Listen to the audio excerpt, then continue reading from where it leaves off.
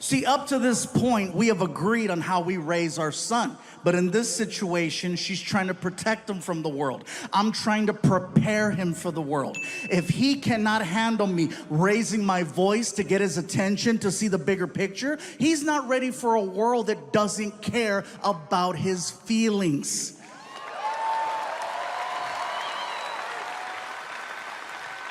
So I say, you know what? I gotta have a one-on-one with him. I gotta have a one-on-one without...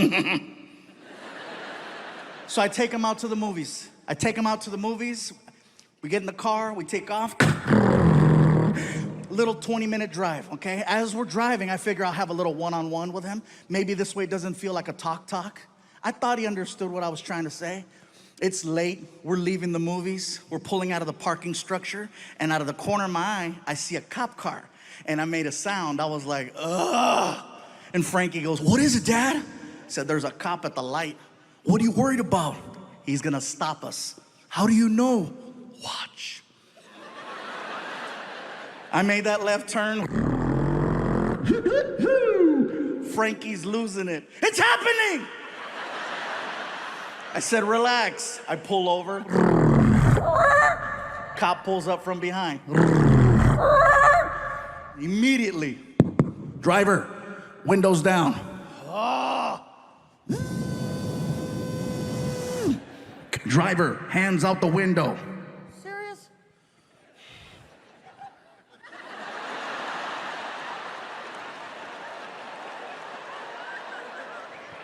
Both of them.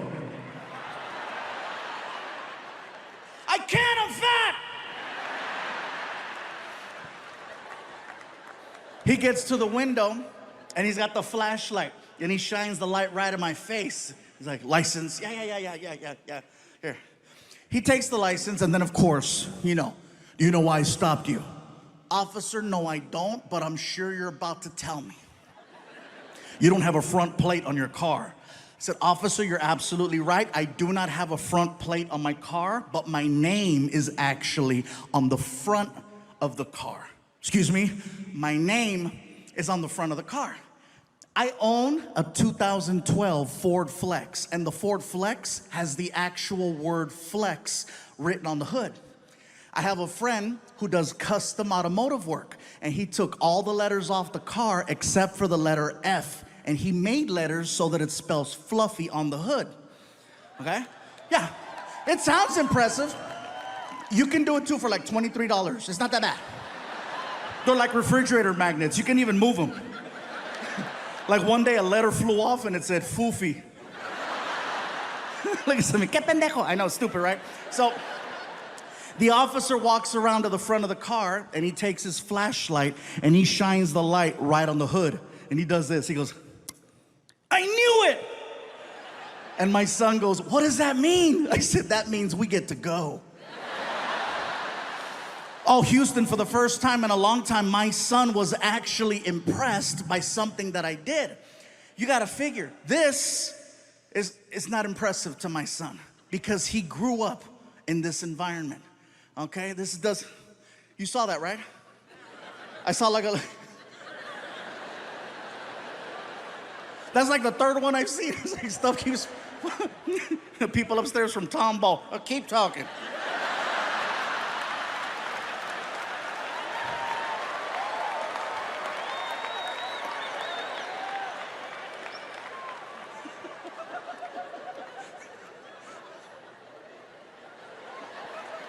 All right, I'll tell you guys what happened.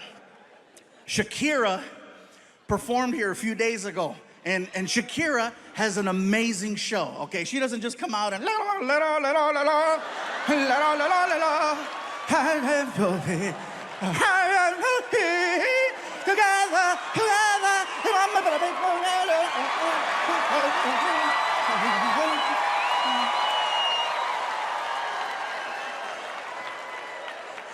I think I just hurt myself.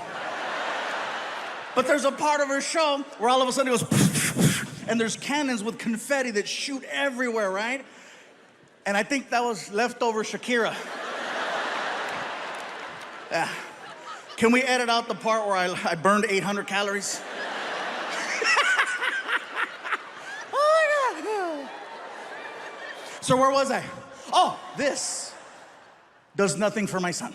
And the reason why I say that is because he grew up in this environment. He's been to 1,000 shows. He's seen me on TV a million times. It's not a big deal. But the fact that I got stopped by a cop and the cop recognized me and geeked out and let us go, I earned street cred with my kid. Yeah, Frankie was like, that's the coolest thing I've ever seen. And I'm like, hell yeah, cuz, that's right. You better recognize, player. We get home, he woke up his mom. Mom, you should have seen it. We got stopped by the cops. Are you okay? Yeah, they recognized Dad and they let us go. And she stayed quiet. And I told her, huh? I got recognized. And she said, ah.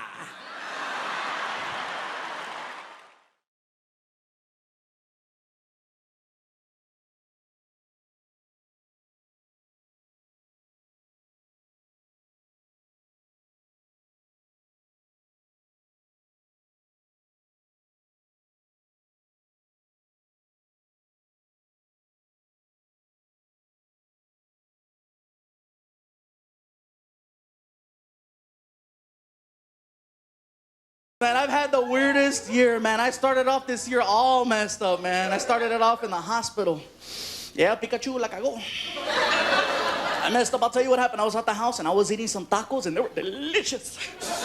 And all of a sudden I got a pain in my side. It was one of those pains that not even a good pedo can get rid of. You know what I'm talking about, bro? You ever get one of those pains at the house, you're eating, oh, it hurt, me duele. And your wife or girlfriend tells you, pues let it go. Dale gas, chingale, dale. And you do, and it's like CPR, huh?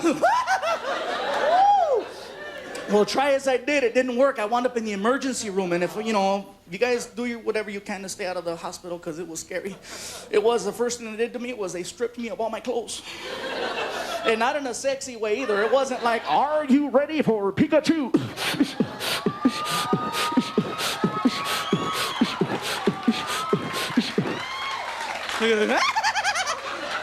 Cochina, mírala. I wish it would have been like that. I might have liked it a little bit.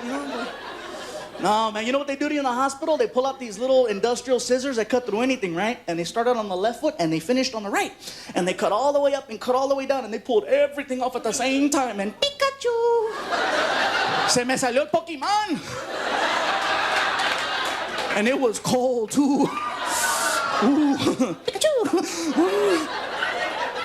So then they take all my clothes away from me and they replace them with this nasty lime green hospital gown. You know the kind where they tie it in the back and your butt is still showing, right?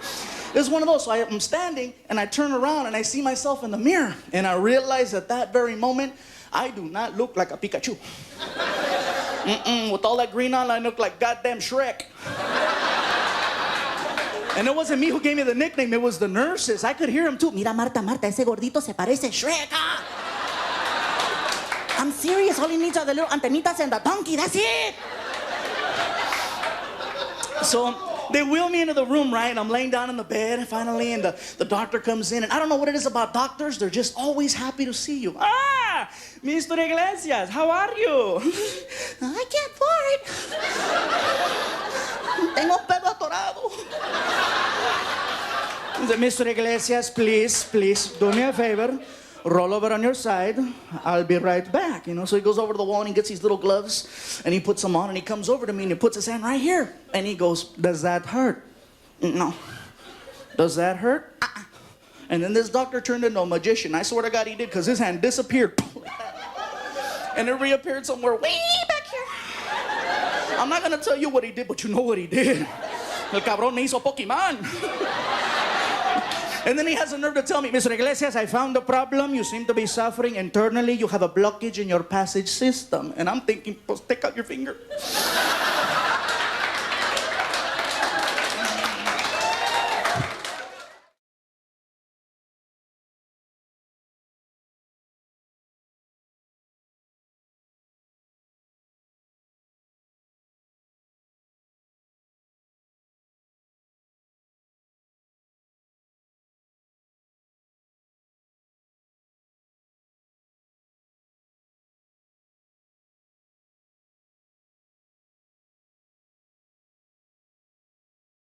Gabriel, don't you ever think about working out?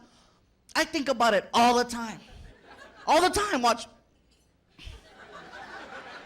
Guess what? I didn't like it. It sucks. Gotta move, you know. Let's get physical.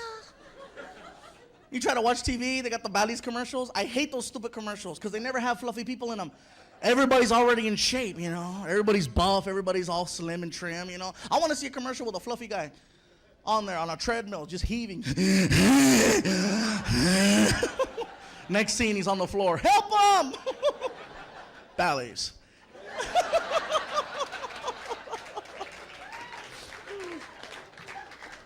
Working out. Every time I get motivated to try to work out, this is how I pump myself up, right? I'll pop in the Rocky DVD. Because the music, you know, you get the...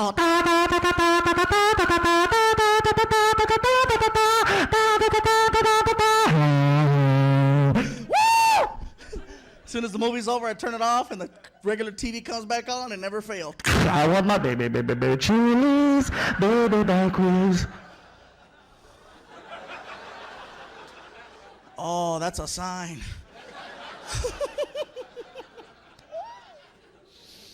Yeah, the gym.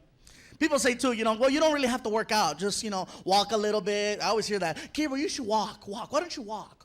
Go walking. You should walk. I'm gonna walk away from you. Leave me alone. Badgering me. They say you should eat right. You know, eat reasonably. I don't know what that means. Like I said, food is my drug. And my problem is I try to live every single day out, like, you know, to the fullest. Because you never know when it's your last day. I watch the news every day and they're always depressing me, you know. More problems. And there's like, you know, the world and the this and that. And it can't even rain in California without everybody freaking out. Okay, don't get me wrong. This time it rained and there was a lot of water. But you know what? They were reporting the first day like it was the end of the world. The guy was out there. We're standing here live in front of Walmart where apparently the torrential downpour has surprised Southern California. Ma'am, can you tell us, what do you see? Dear God, there is water everywhere. I walked inside Walmart 45 minutes ago. It was dry. Now look at it. Oh my God. Why being so dramatic for? In other parts of America, it rains 3-4 times a week. I've seen that same interview on someone's house. Not in their house, on their house, because the floods came in. And they're like, whatever. You know, sir, at what point did you realize that there was a serious problem with the water? I tell you what, see, I woke up about 4:30 this morning. I come downstairs. I said, somebody put a lake in here.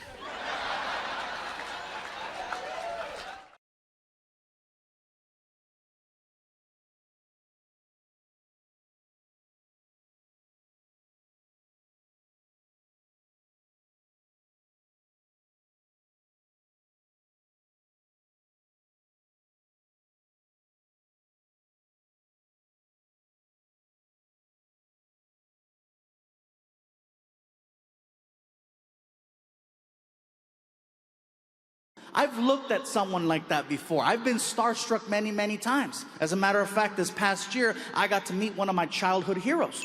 I got to meet Arnold Schwarzenegger. Now, some of you are clapping, some of you are like, wait. Well, here's the thing. I didn't love him as a politician, and I was too young to know him as a bodybuilder. All I knew is the movie Terminator was my favorite movie, and he was the Terminator. So, here's the story. I'm in LA at this red carpet event for some movie that I still haven't seen. I'm standing there with my publicist, okay? I'm standing there with my publicist, and she's explaining to me how the red carpet works. Listen, Gabriel, this is what's gonna happen. You're gonna go down the red carpet, and then the paparazzi's gonna start taking photos of you, and then someone's gonna ask you some questions. It's a lot of fun.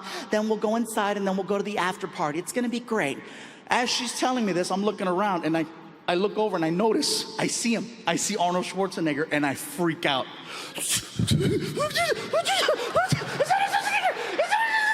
Relax.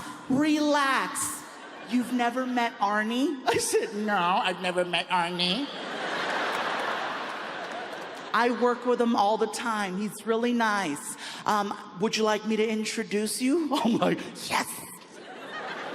She takes me by the hand and she walks me directly to Arnold. I'm freaking out so bad, I look like a big ass toddler. We get over to Arnold Schwarzenegger's area, and he's Arnold Schwarzenegger. He's already got a big group of people around him waiting to take a photo. So I'm just patiently waiting.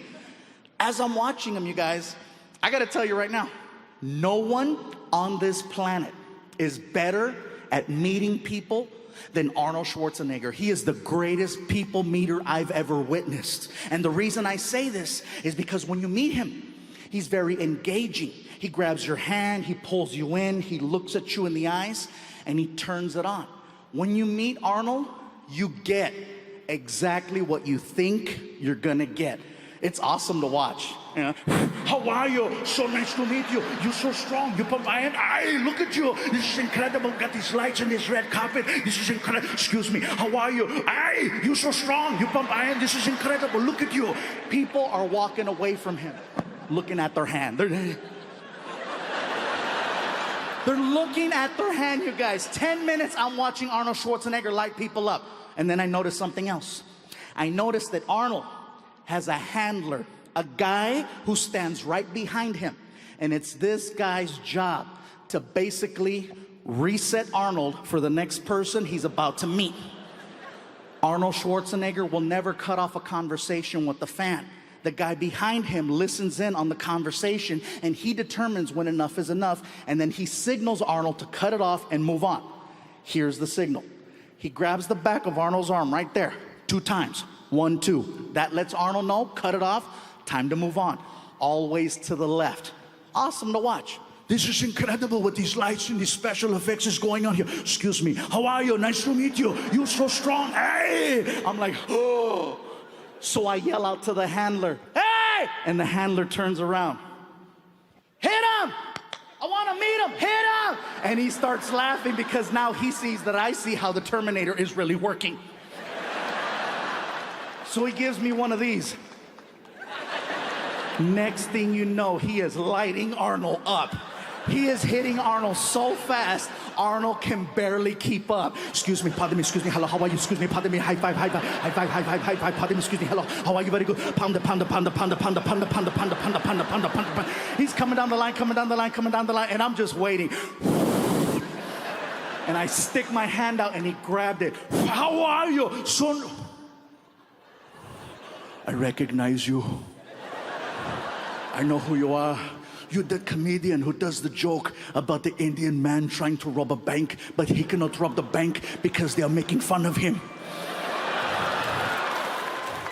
And in my head, I'm like, he knows me! Outside, I'm like, yeah, that's me. You are hysterical. Give me your contact information. You are the funniest person. Excuse me. How are you? Nice to meet you. You're so strong. Meeting Arnold is like a really good roller coaster. You want to go to the end and meet him one more time. You know what I'm saying?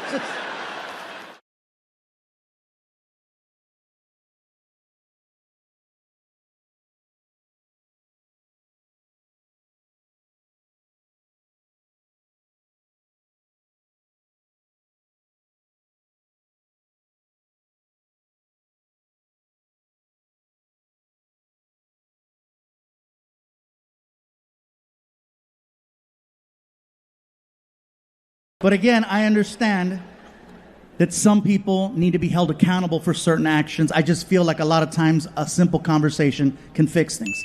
I know that based on today's rules, I can be canceled right now for previous comedy specials that I've done over the years. And I understand that, so I'm just waiting for the call. I know I can be canceled for previous comedy specials. And I know they probably expect me to apologize, but I would never apologize for my previous work because you know what? It was perfectly acceptable at the time.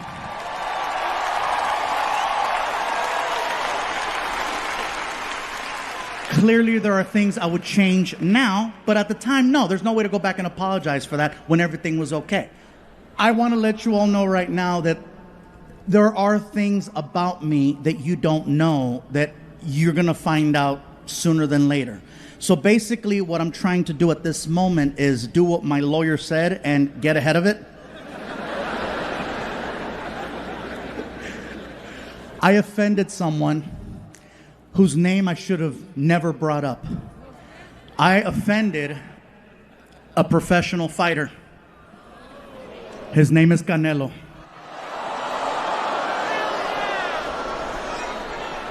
I know. Go big or go home. If you are not familiar with who Canelo is, give me a few seconds to explain. Canelo is arguably one of the best fighters in the world. Okay? You cannot miss him. He is, in fact, Mexican, but he does not look traditional. Canelo is, in fact, the whitest Mexican on earth.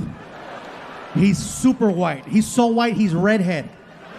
Canelo is a redheaded white Mexican fighter. He is so white, even Donald Trump was like, you can come.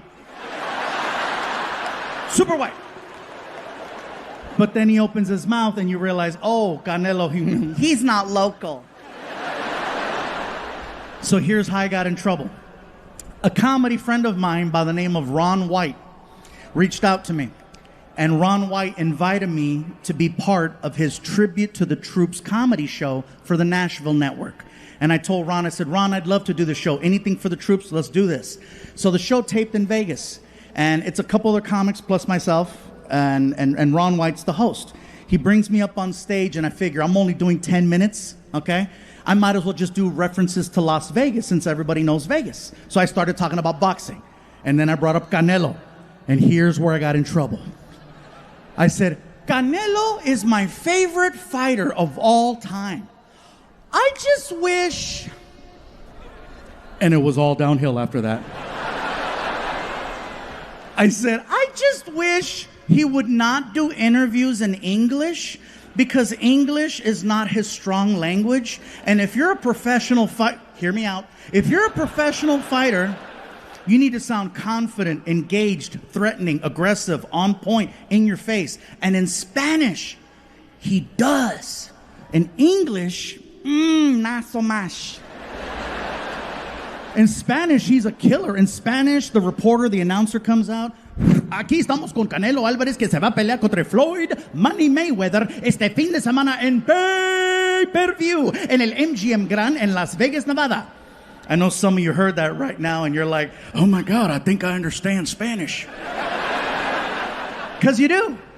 So then the reporter will look at Canelo and ask him about the fight. Canelo, ¿qué vas a hacer en tu pelea? Canelo takes the microphone.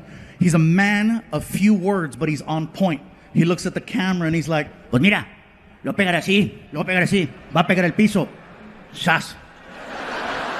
Así mero, no se lo pierde ese fin de semana en el MGM Grand, Las Vegas, Nevada. Canelo Álvarez contra Floyd Money Mayweather. No se lo pierda. Same exact interview. English.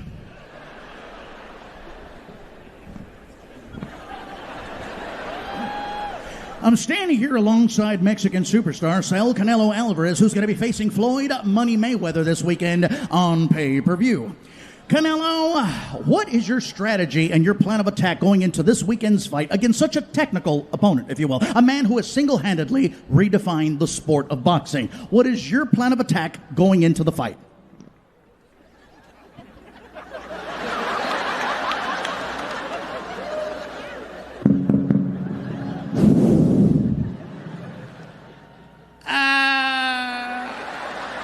Well, I I'm going to hit him like this. I'm going to hit him like this. He's going to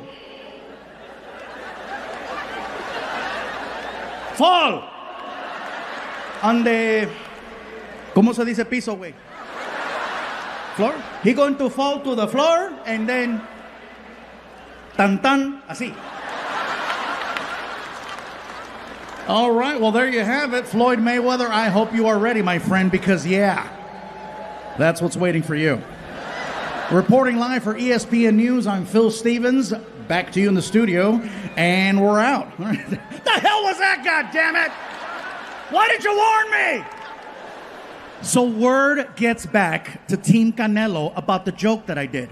I find out because I have friends in the boxing community who reached out to tell me, bro, what happened? I said, what are you talking about? Dude, we heard. Heard what?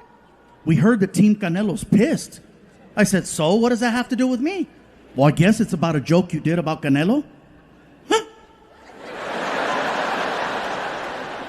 Who showed him? If I would have known one of the best fighters in the world was going to see me do a joke about him, I would have never done a joke about him. I didn't think he'd ever see Ron White's Tribute to the Troops comedy show on the Nashville network. I didn't think he was ever going to see it. Shit was in English. Now I'm worried about the confrontation because I know it's only a matter of time. And I know where he's going to confront me. It's going to happen in Vegas. And the reason why I'm so confident that it's going to happen there is because when I perform in Vegas, I perform for MGM Grand Properties. And so I get free tickets to the fights. And I always go because it's free. And they put me ringside so that my face comes out on the Jumbotron to help me sell tickets. And so I know, because I've seen Canelo at fights before ringside. I've never spoken to him, but I know that's where it's going to happen. And I'm nervous about this confrontation because I don't know if he's going to confront me in English or Spanish. I hope it's in Spanish because I want to feel the fear. You know what I'm saying? I hope, he's like, Te voy a matar, pinche gordo! I'm just worried he might, Hey. Hey, Joe. Hey, Joe, fat bitch mother Fluffy.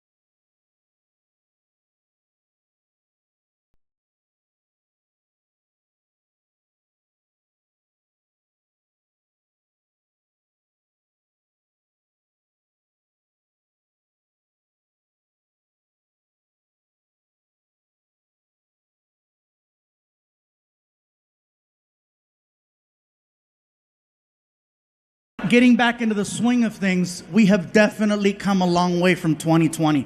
The fact that we're in a sold-out stadium, elbow to elbow, ready to laugh, have fun. We've come a long way. You know? 2020, you guys, I gotta just thank my dogs. I gotta thank my dogs, because my dogs kept me sane, they kept me happy, they kept me focused. Because I was so depressed, I was sad, I didn't know what to make of things. Do we have any dog owners?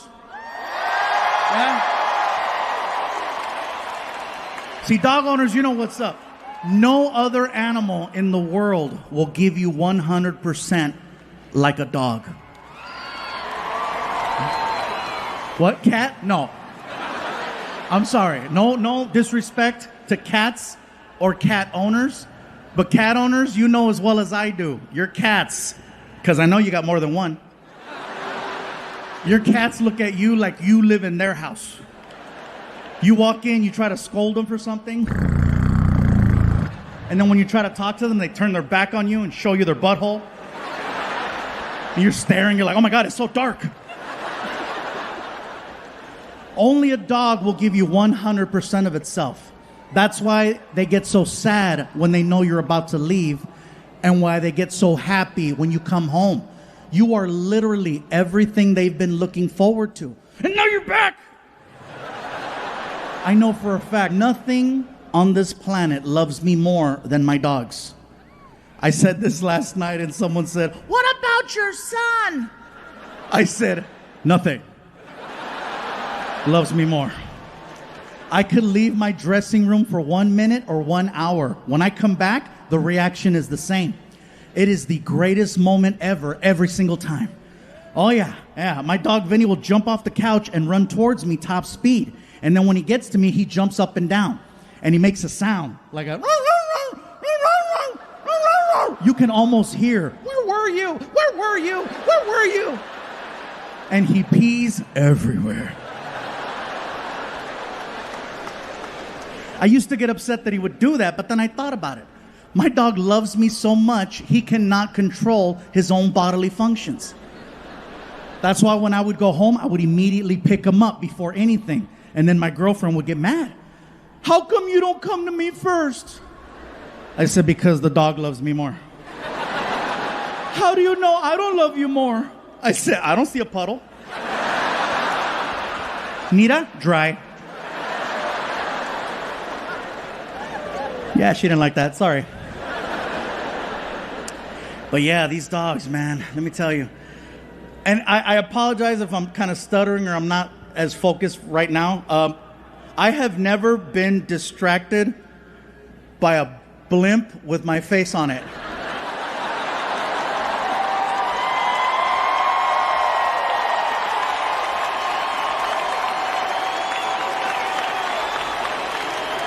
I'm sorry, Netflix, but shit, this...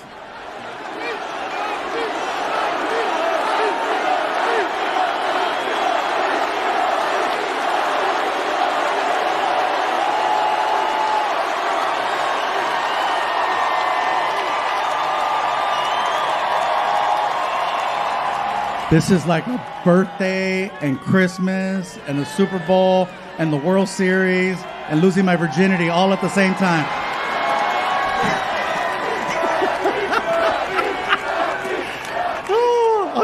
Even saw the lights of the Goodyear blimp.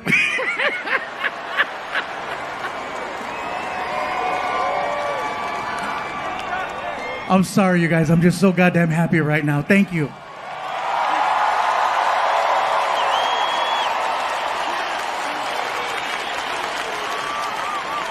I wish my mom were here to see this. You have no idea.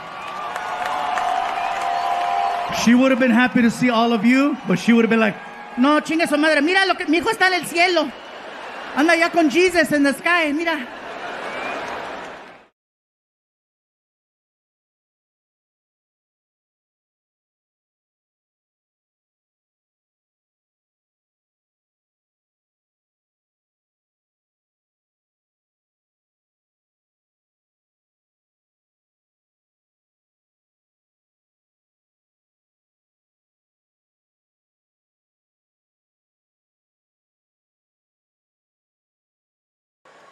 I was celebrating the fact that I got away with that for so long.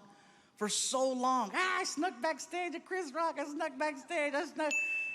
Until karma showed up one day in the form of the most extreme fan I have ever had in 20 years of me being a comedian.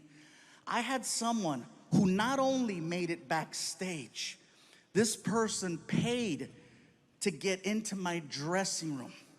Okay? Yeah, he didn't pay me, by the way. He didn't pay me. I'm an honest hoe. Okay? I made no money that day, all right? Yeah, if I would have gotten paid, you wouldn't be hearing this story. Here's the thing. I walk into my dressing room from the bathroom. I just finished showering up, and I'm in a towel. I walk into the room, come to find out later that this man was a very wealthy businessman in the community, okay? And when I walked into the room, he's wearing a very, very nice suit. So when I saw the suit, I didn't give it a second thought because he looked professional. I thought maybe he was the general manager of the building, one of the concert promoters. He could have been someone's agent. So when I walked in the room in my towel, like, can I help you? He looks at me, and it was the most uncomfortable conversation I have ever had. He looks at me and says, listen.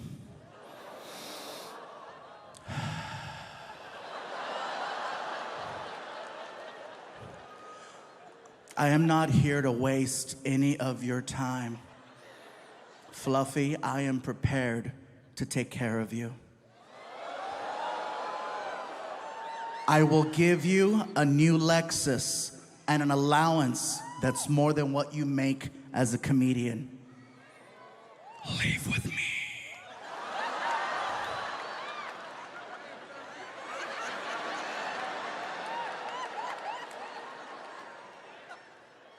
I was never more disgusted and offended at the fact that I was not gay. Because finally, somebody wants to take care of me. Do you know how many people I take care of? No one's ever offered me a Lexus, and they should. I felt horrible saying no to this guy. I still think about it. I still have the number. Houston, I'm gonna tell you something, and I don't know how this is gonna go over, but I'm gonna say it. I would be an amazing gay partner. I would, all the way up until that one part, but even then. Have you ever driven a Lexus? Those are nice. Sometimes you gotta take one for your own team. I'm just saying.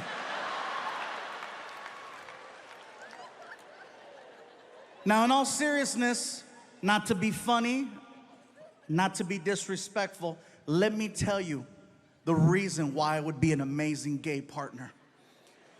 The level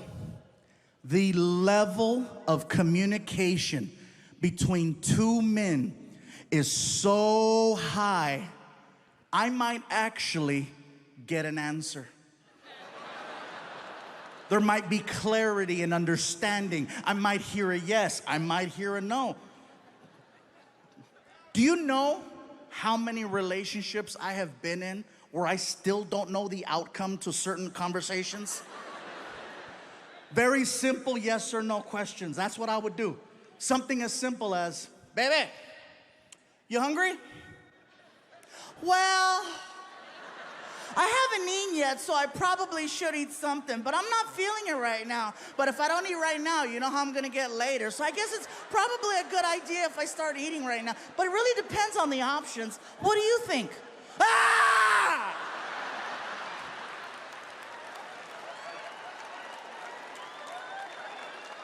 What about this one? Baby, where would you like to eat? You hear all the guys? Yeah. Finally!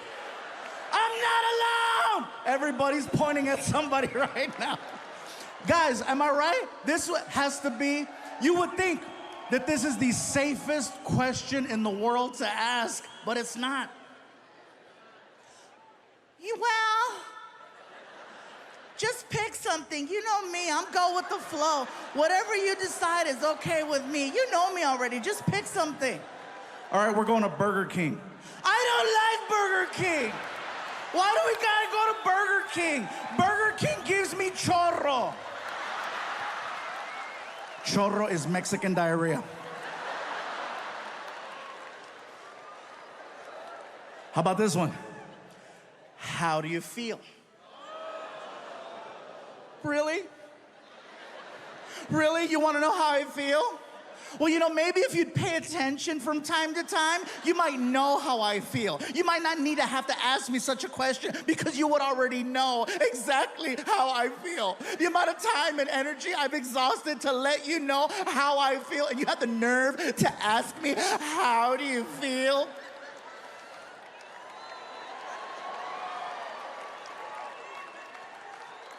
Now imagine the exact same conversation between me and Mr. Lexus. Do you know how efficient that conversation would be? Hey, bro, you hungry? Thought you'd never ask. What do you want to eat? Whatever you want to eat. We're going to Burger King. I love Whoppers. Me too. We go to Burger King and we tear it up. We get back home and I ask him, hey, how do you feel? Horny. Me too. How do you want to do this? Heads or tails? It would be efficient.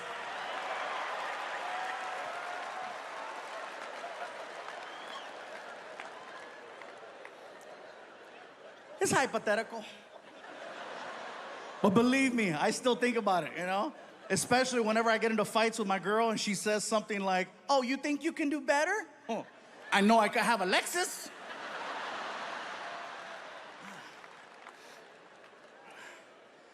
I don't know, man.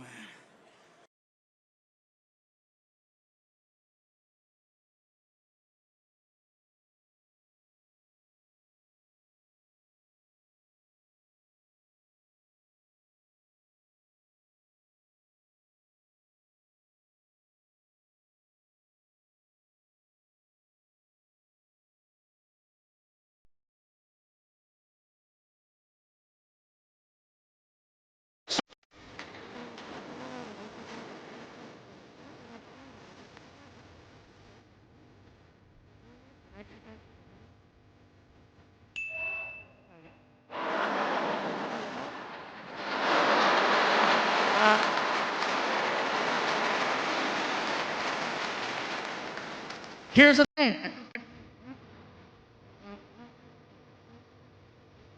We're tech.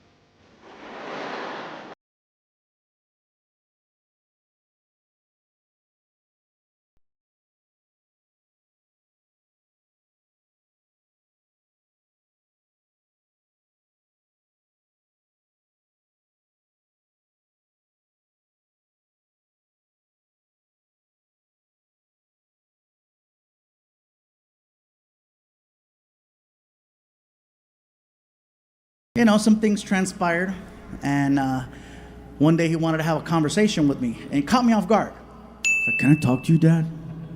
"Yeah, what's up?" "I have something I want to tell you." "Okay, what's up?" "It's important." "Okay." "It's serious." "Can you please sit down?" "How far along is she?" "What are you talking about? What are you talking about? Don't be scaring me, dude." "What's about us?" "Okay. What's up?" He tells me,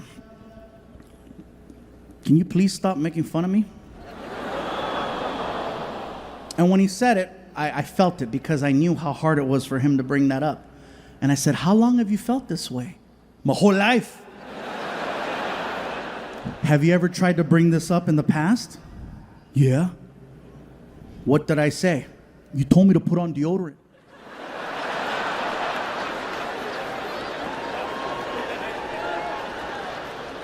It worked. Look, Frankie, I didn't know how to be a dad, okay? It was one of those things where I just knew there were certain things I didn't want to do. I knew that I never wanted to yell at you, and I knew for a fact that I never wanted to hit you. So I did the best thing I could do with what I knew how to do. I made fun of you. That's called shaming. This year, look, if you don't want me to do any more stories or jokes or just make fun, I understand. It's one of those things where I didn't want to make him feel bad, and I don't want to feel bad making him, you know what I mean? So I said, look, I'm going to let the audience know that we spoke, and so that they understand why moving forward in the future there will be no more stories about Frankie. Why is that important? Because if I don't explain why I stopped talking about you, they're gonna think you died. I don't want them to think you died either, so. Gave him a big hug, reminded him how much I love him, because I love him very much, and I hope he knows that.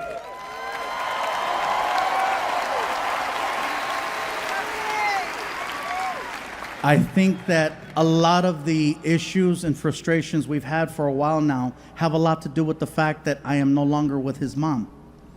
I don't want you guys to think that all of a sudden I'm gonna start doing jokes about her. I'm not. I have absolutely nothing bad to say about the woman I was with for almost 14 years. Okay? Nothing bad, nothing negative, nothing derogatory, nothing short of awesome. Nothing short of good vibes, okay? I have nothing bad to say about her. And not just because I signed a piece of paper that said I wouldn't say anything bad, but because at the end of the day, that is still my son's mom, and I need to make sure she continues to support me being his dad. So you gotta keep it cool.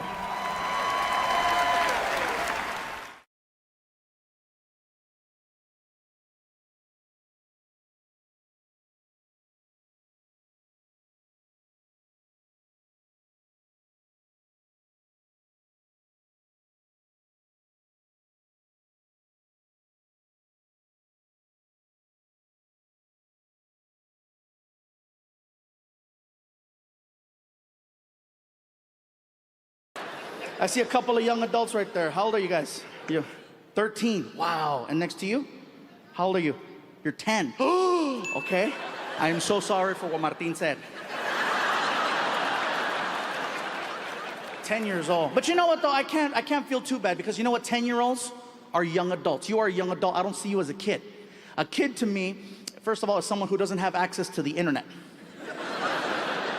You have, I'm sure, a tablet or a cell phone or access to online services, right? Services. What the hell is he talking about? Bad choice of words. You know what I mean, right? You've probably seen and heard a few things already, and the parents are like, no, not my child. No, I locked their phone. Yeah, but you don't lock their friend's phone. I feel bad whenever I say something that's kind of like risque, whenever parents bring like a 4-year-old, 5-year-old, 6-year-old, and yes, it happens. Then I feel bad because then I'll meet them after the show and I'm like, I am so sorry for what you heard me say. And it's always funny to see the parents say, oh, they hear worse at home. Nothing like watching a 4-year-old confirm that, you know, just.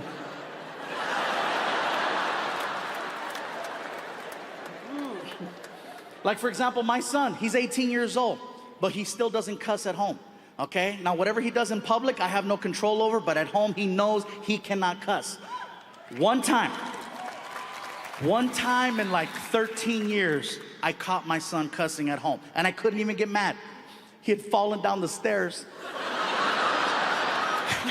I don't mean to laugh, but think about it. What am I gonna do to him that's worse than what he just did to himself? I heard it too. Just, ah! Son of a bitch!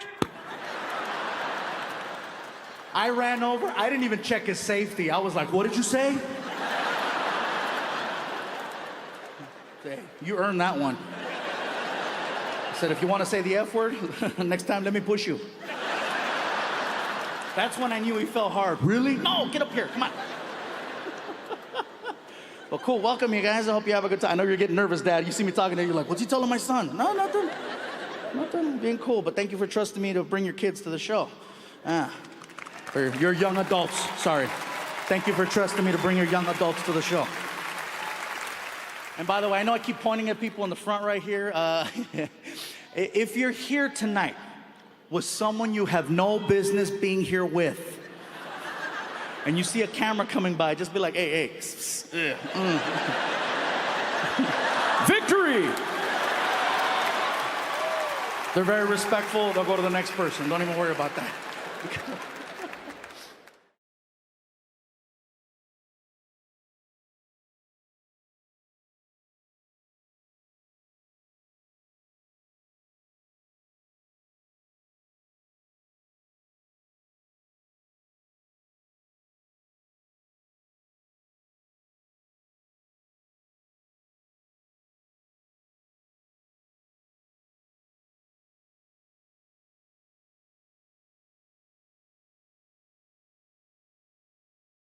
I'll